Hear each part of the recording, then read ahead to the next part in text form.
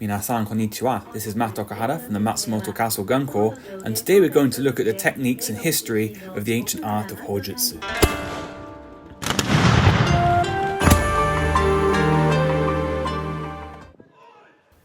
Despite the cancellation of our last live demonstration at Matsumoto Castle due to inclement weather, we're going to explore the fascinating world of Hojutsu using footage from previous events. Hojutsu, which is the art of Japanese gunnery, originated in feudal Japan, where warriors mastered the use of matchlock guns, the predecessors to modern firearms. This art required precision, focus, and discipline, essential qualities for any samurai. Hojutsu was a game-changer on the battlefield. It revolutionized warfare, giving samurai an advantage with its long-range accuracy and devastating firepower. The matchlock guns used in Hojutsu required intricate technique to operate. The art of loading, aiming and firing was a skill passed down through generations. During gunnery demonstrations, we tried to showcase the meticulous process of preparing and firing the matchlock guns, emphasizing the balance between speed and accuracy. Practitioners must master each step to wield this ancient weapon effectively. The samurai quickly adapted to the use of matchlock guns, and they integrated gunnery into their traditional martial arts training, emphasizing precision and discipline. Skilled samurai marksmen played a crucial role in battles and sieges. Most firearms, however, were found in the hands of the infantry, who were known as ashigaru, which literally means light foot or light foot infantry. These soldiers would be formed into squads known as teppotai, and the teppotai would then be led by a samurai.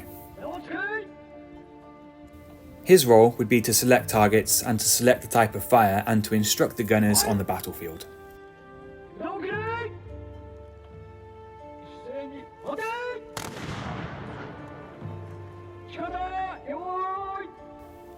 It was important that teppotai were well led because samurai leaders recognized the strategic importance of having skilled gunners in their ranks. A proficient samurai gunner and his teppotai could provide long-range support during battles, weaken enemy formations, and create openings for more traditional forms of samurai warfare, such as cavalry. As a result, the ability to use firearms became a sought-after skill among samurai warriors, which explains why so many samurai themselves were armed with firearms. Since the introduction of these types of firearms in 5043, samurai gunners played a crucial role in various historical battles and sieges, and they adapted their tactics based on the evolving technology of firearms. Over time, samurai gunners became proficient in coordinating volleys of gunfire, strategically positioning themselves and their teams on the battlefield, and effectively countering enemy cavalry charges.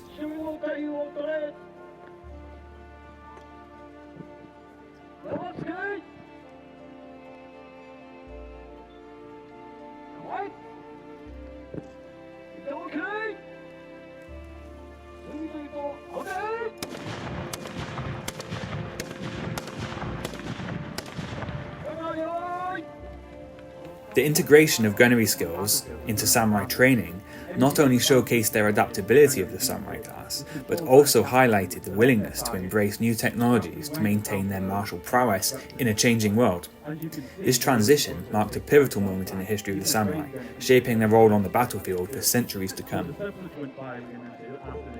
As firearms gained prominence, specialized training schools dedicated to Hojutsu emerged. These schools were led by experienced samurai gunners who passed on their knowledge to aspiring warriors. They were also responsible for training the ashigaru, the infantry, in the use of the firearms, so that if a war did occur, whether that be domestic or international, there would be a formed body of men ready to respond.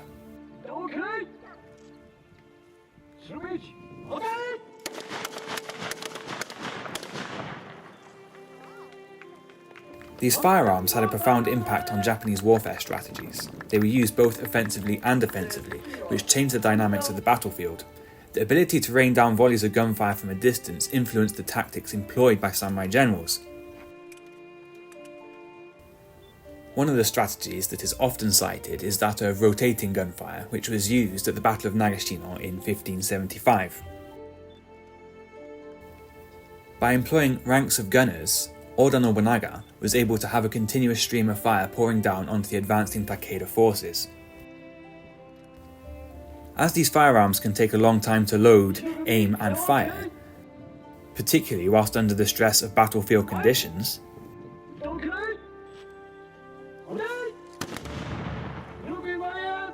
Rotating gunfire was an ideal strategy to try and compensate for this.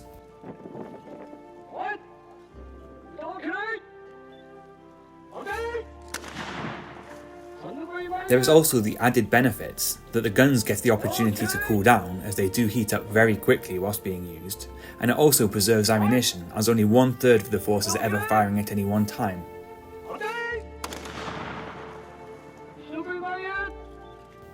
It is worth noting, however, that there is some argument still about how firearms were employed at the Battle of Nagashino.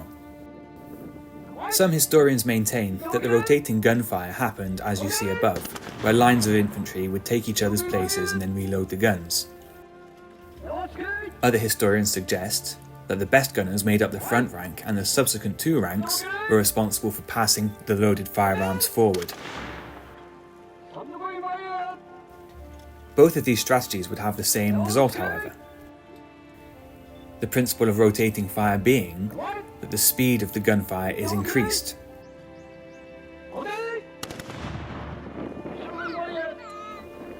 This, however, as previously noted, is at the cost of the weight of fire going down per volley.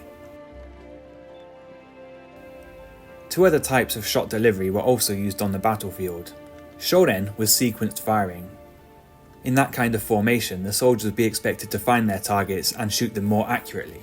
Dairen, as you're seeing above, is a full volley with all of the troops firing at the same time at the same target. This type of shooting would be useful for shooting at advancing troops who are already in their own formations, whether that be tightly packed or spread out. It sends a large wall of lead forwards, causing a lot of damage to the infantry that are coming towards them.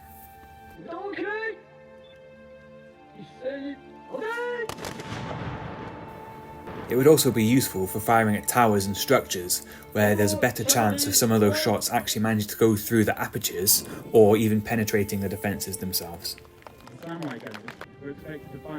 Moving on from firing as a teppotai or as a unit, samurai gunners would often also fire individually.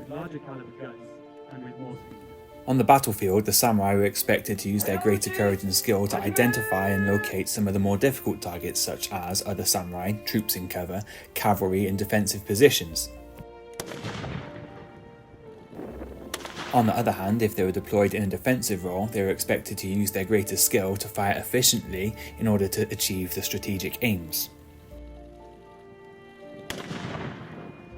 In this demonstration, 4 samurai gunners are demonstrating defensive shooting techniques. In order to increase the rate of fire, instead of using a ramrod, which is known as a karuka, the gunners are charging their weapons and then tapping the shot into place. This isn't ideal if you want to shoot over longer ranges or accurately. But at closer ranges, where you may be firing from a defensive position such as behind a barricade or from inside a castle, it is perfectly adequate, as the gun will still fire and still deliver some lead towards the enemy.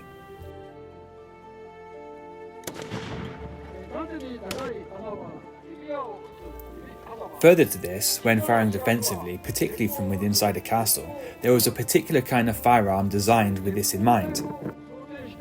Zamazutsu were longer firearms, normally about 1.5 meters or possibly a bit more in length, so they required a crew of 2 to fire, the gunners during the feudal era being quite a bit shorter than the modern person is now. These types of guns were also regularly deployed to ships, which looked a little bit like floating castles in themselves.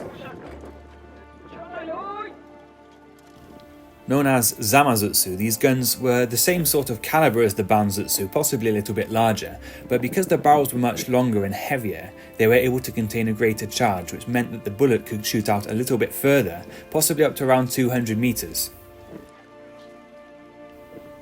This was ideal for harassing enemies as they made their way towards a castle.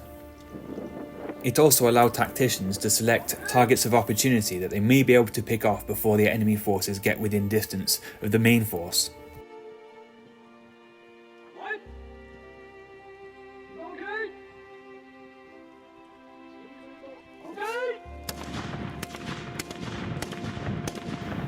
The main keep of Matsumoto Castle has 115 firing positions.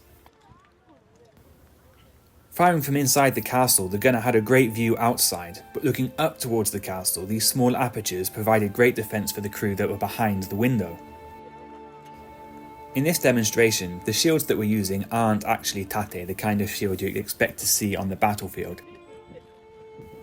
We built them as pieces of cut-away wall that are the same size as the firing positions inside Matsumoto Castle, and they're constructed so that people can see what we are doing.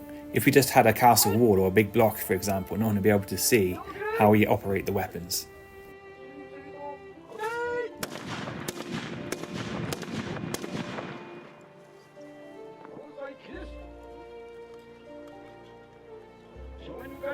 Because our 2023 autumn demonstration was cancelled by inclement weather, the teams that normally come to Matsumoto, which is Aichi and Sunpu Teppotai, which was from Nagoya, still managed to take part in some samurai activities, but indoors. And instead of shooting, this time we practiced some of our sword work.